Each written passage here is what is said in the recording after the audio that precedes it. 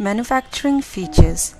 इस प्रेजेंटेशन के माध्यम से हम बिजी में मैन्युफैक्चरिंग प्रोसेस को इम्प्लीमेंट करने के बारे में जानेंगे। मैन्युफैक्चरिंग प्रोसेस में हम पहले एक बिल ऑफ मटेरियल क्रिएट करेंगे जिसमें कि प्रोडक्ट कंपोजिशन बताएंगे और उसके बाद उसे प्रोडक्शन वाउचर्स में यूज़ करेंगे जिससे कि प्रोडक्शन में इस्तेमाल होने वाला रॉ मटेरियल डिटेल्स हमें बार बार ना बताना पड़े। मैन्युफैक्चरिंग प्रोसेस बिजी में इम्प्लीमेंट करने के लिए इन स्टेप्स का प्रयोग करें। सबसे पहले फीचर्स ऑप्शन इन्वेंट्री टैब में मैन्युफैक्चरिंग फीचर्स को ऑन करें। Bill of material master create करें। प्रोडक्शन अनअसेंबल वाउचर एंटर करें। प्रोडक्शन से जुड़ी रिपोर्ट्स व्यू या प्रिंट करें।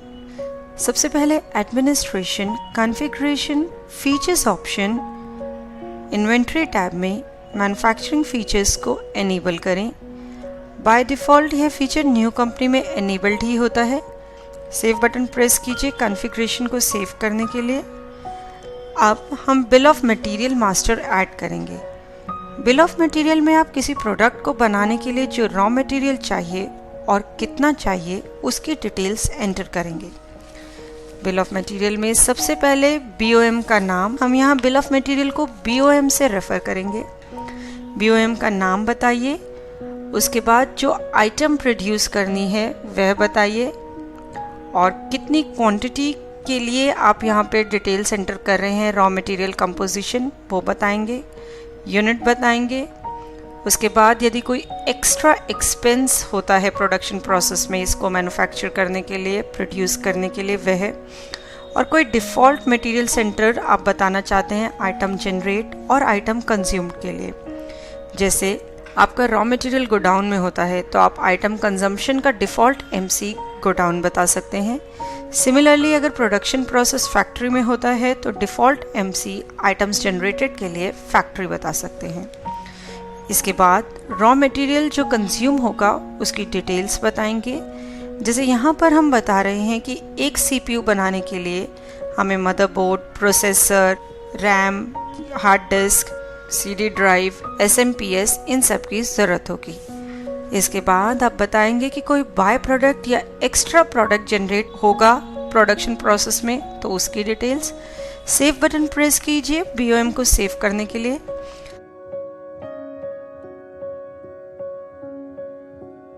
यहाँ पर हमने दो BOMs बनाए हैं, एक CPU जिसमें कि i3 प्रोसेसर यूज़ किया है और एक CPU जिसमें कि i5 प्रोसेसर हमने यूज़ किया है।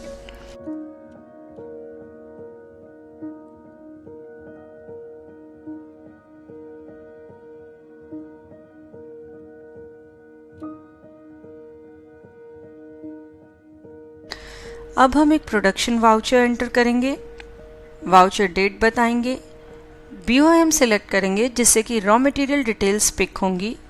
इसके बाद quantity to produce window appear होगी जिसमें आप बताएंगे कि कितने पीसेस या जो भी यूनिट आप ले रहे हैं कितनी प्रोडक्शन करनी है और कोई एक्स्ट्रा एक्सपेंस होगा पर यूनिट।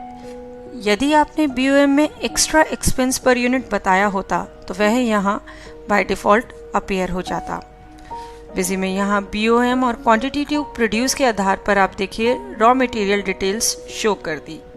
इसके अलावा आप देख सकते हैं कि एक्स्ट्रा एक्सपेंस डालने की वजह से दोनों ही अमाउंट्स में डिफरेंस आ रहा है, आइटम्स कंज्यूम्ड के और आइटम जनरेटेड के।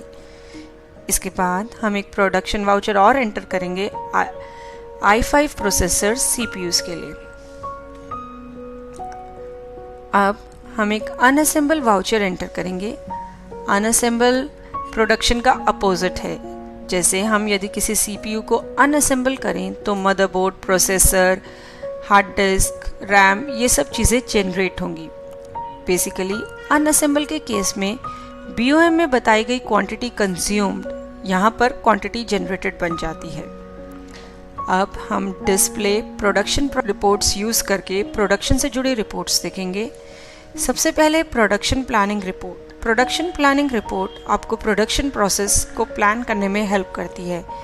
इसमें आप बता सकते हैं कि आप कौन सा BOM यूज़ करके कितनी आइटम क्वांटिटी प्रोड्यूस करना चाहते हैं और यह रिपोर्ट आपको raw material required, raw material available और डेफिशिएंसी शो कर देगी। यहाँ पर आप F4 की यूज़ करके डेफिशिएंट स्टॉक के लिए परचेज ऑर्डर भी जनरेट कर सकते हैं। यहाँ पर आप बताएंगे कि ऑर्डर जो जनरेट करना है डेफिशिएंट स्टॉक के कुछ % पे करना है और उसके अलावा सिलेक्टेड आइटम्स के लिए करना है या सभी आइटम्स के लिए।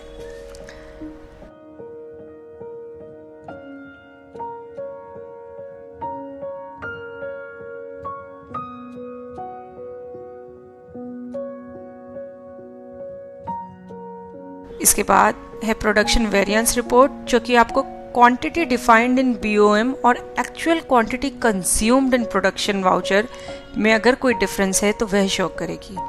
जैसे कि आप आइसक्रीम का एग्जांपल लीजिए, अगर हमने BOM में कितने लीटर्स ऑफ मिल्क बता रखा है आइसक्रीम बनाने के लिए, तो ज़रूरी नहीं है एग्जैक्टली उतना ही मिल्क लगे प्रोडक्शन प्रोसेस में। तो यह जो वेरिएंस है दोनों में डिफरेंस है और उसके % जो है वेरिएंस का वो प्रोडक्शन वेरिएंस रिपोर्ट शो करेगी। इसके बाद है BOM डिटेल्स रिपोर्ट, जो कि आपको कंप्लीट BOM की डिटेल्स शो करती है। फिर है प्रोडक्शन यूटिलाइजेशन रिपोर्ट। यह रिपोर्ट आपको बताती है कि जो आइटम आपने सिलेक्ट करी है वे किस किस BOM में यूज़ हो रही है, मतलब कि यह आइटम या यह प्रोडक्ट कहाँ का यूटिलाइज हो रहा है।